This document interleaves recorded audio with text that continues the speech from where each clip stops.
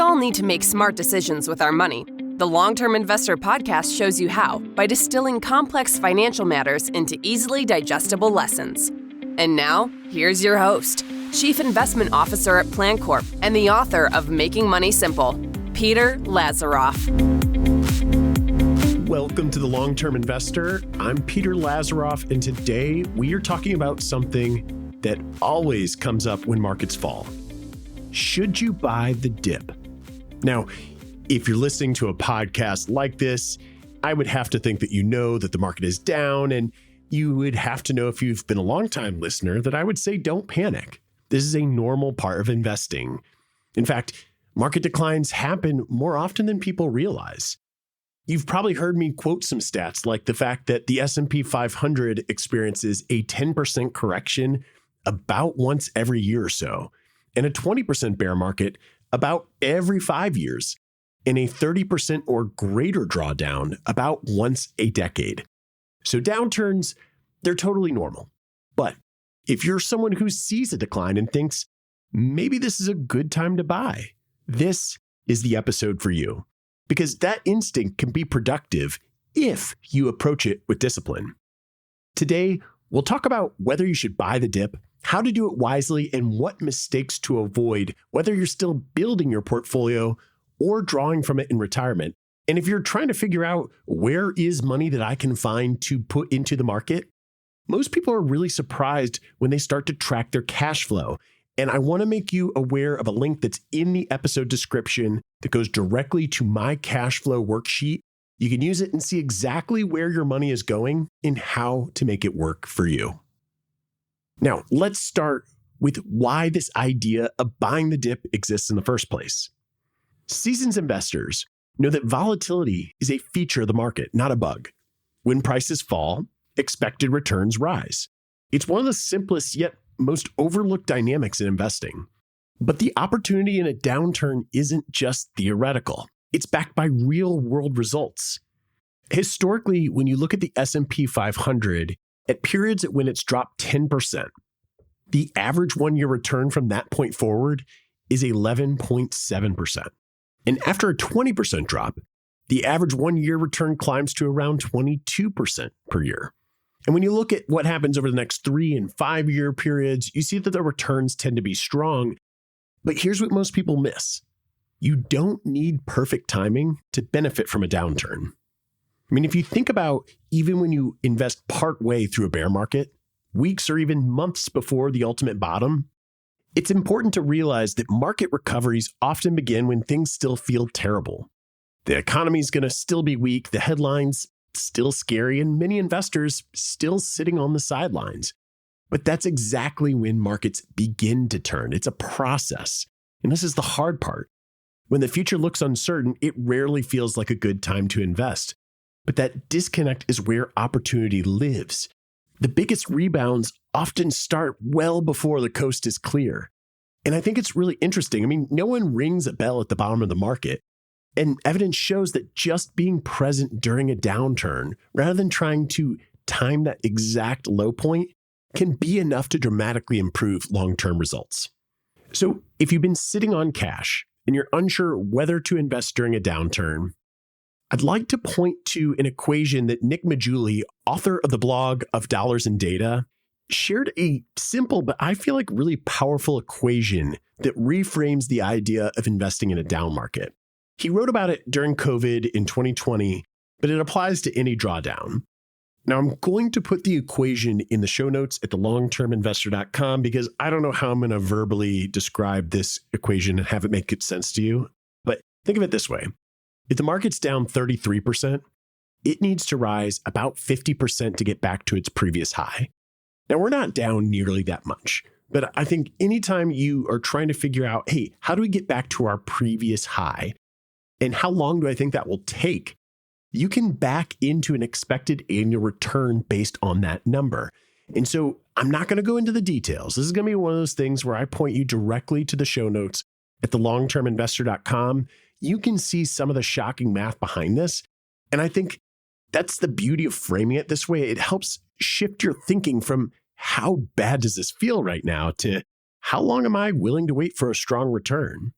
Now, there are two different groups of people, broadly speaking, who might be buying the dip. The first is a group that's typically still working and building wealth. And a market decline can be a great time to accelerate your investing, but only if you have the means and a plan to do so. And so I jotted down a few practical ways to buy the dip if you're still accumulating. The first is probably obvious. It's to invest idle cash. So if you have cash sitting in a checking or savings account that you don't need in the short term, a market dip could be a good time to put some of it to work. But be careful. Of course, this shouldn't come at the expense of completely depleting your emergency fund or totally ignoring your short-term goals. Another idea, and I actually personally did this myself, is to accelerate your contributions.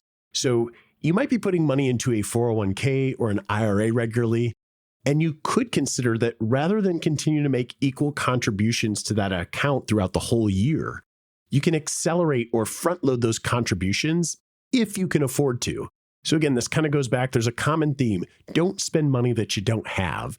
Now, the third one is really going to emphasize that a lot, because I do think that a third way that someone who's in the accumulation phase can be investing to buy the dip is to use a part of your emergency fund. And I've been thinking for years, and those of you who've listened to me for a long time know that I think that the emergency fund needs a rebrand to be some sort of, I don't know if it's an opportunity fund or maybe a cash reserve. I think it should be called a cash reserve, because if you have a large cash reserve and you feel comfortable in your job security and in the expenses that are coming up, that cash reserve could be used opportunistically if you have a high risk tolerance and if you really feel like your job is secure and you won't need the money. A fourth, more conservative way about going and buying the dip would be redirecting windfalls. So bonuses, tax refunds, unexpected income. Rather than spending it or let it sit idle, you could consider investing it during a downturn. And lastly, I think Roth conversions have to be discussed, because if you've been thinking about converting a traditional IRA to a Roth IRA, a market decline can make this move very appealing. You'll pay taxes on a lower balance, and any future rebound will happen inside the Roth, completely tax-free. I had already mentioned this before, but before I transition, I have to again mention the common thread across all these strategies, and it's pretty simple. Don't invest money you'll need soon, and make sure you're staying consistent with your overall financial plan. Now, I want to talk about the other large segment of people, those who are in retirement or that decumulation phase. You may not be contributing to your accounts anymore, but that doesn't mean you can't take advantage of market dips. For example, you can use your cash reserves to avoid selling out of your portfolio. Now, I know a lot of people are fans of a bucket strategy. At PlanCorp, we are very commonly recommending that people put aside 1 to 2 years of spending needs in cash from the day they retire through their first bear market. So if you've already built this buffer, that cash gives you the freedom to avoid selling investments at depressed prices, which helps your portfolio recover faster. You can also use the excess cash to buy the dip. So if you felt that you've built up more cash than is necessary, you can consider putting a portion of it to work. I also think an underrated consideration, particularly for people in retirement or that decumulation phase, is to adjust your asset allocation. Now, this isn't to get more defensive. It's actually the complete opposite. Imagine you're at a mix of 50% stocks and 50% bonds, something that's generally pretty conservative. The market, look, it's not down that much as of this very recording. It's down a little bit more than 10%, but let's say we're down 30%. Maybe you'd consider moving up to a 70% stock portfolio. If your financial plan supports those types of changes, I think getting aggressive when you know that your needs are well met and it works with your financial plan, that is a great opportunity to buy the dip. And if you don't want to be that aggressive, then of course there is always the classic rebalancing as a strategy. Because if your portfolio has drifted significantly when stocks are down and bonds are up, rebalancing gives you that natural way to, quote, buy the dip. It's disciplined, it's unemotional, it's often very effective. And in retirement, I think the key, again, whether it's changing your allocation or using excess cash to buy the dip, or even rebalancing, the real key, much like when you're in the accumulation phase, is you really should be doing it and buying the dip only if it enhances your ability to meet long-term goals. So there are some mistakes that I want to hit on before we end the episode, things that I've referenced to a little bit here and there, but I'm just going to throw them in one quick list. I've been writing them down throughout the week. The first is trying to time the bottom. So again, nobody rings a bell at the bottom of the market. If you wait for the perfect moment, you will likely miss it. So focus on the process, not precision. The second mistake to avoid is overcommitting. Don't put so much cash into the market that you feel left financially exposed. Whether it's your emergency fund or upcoming expenses, you have to always keep your safety net intact. Third mistake to avoid, reacting emotionally. Buying the dip should be a strategic decision, not an emotional reaction. If fear or a fear of missing out is driving your choices, take a step back and revisit your plan. Fourth, ignoring your asset allocation. I don't think it makes sense to let dip buying throw off your target mix. Now, that conflicts a little of what I said about making your allocation more aggressive. Again, that's all within the context of a plan working.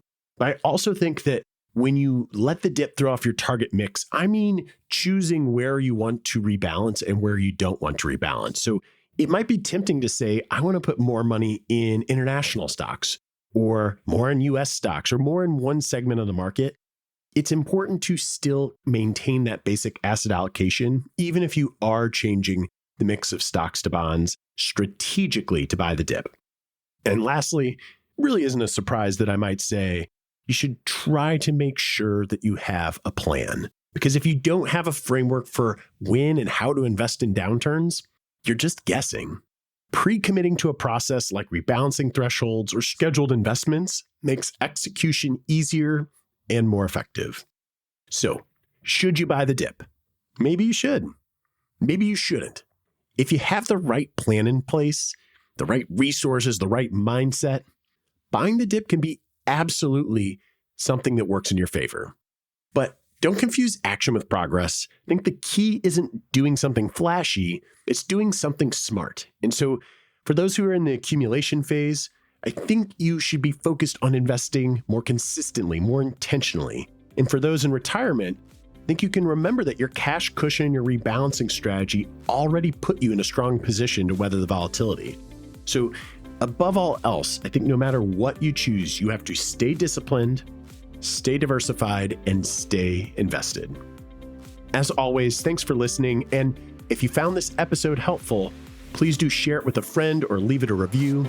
It really helps new people discover the show. Thanks for listening to the Long-Term Investor Podcast. To access free financial resources and submit questions to be answered on the show, visit thelongterminvestor.com. Peter Lazaroff is an employee of PlanCorp and BrightPlan. All opinions expressed by Peter and any podcast guests are solely their own opinions and do not reflect the opinions of PlanCorp or BrightPlan. This podcast is for informational purposes only and should not be relied upon as a basis for investment decisions. Clients of PlanCorp and BrightPlan may maintain positions in the securities discussed in this podcast.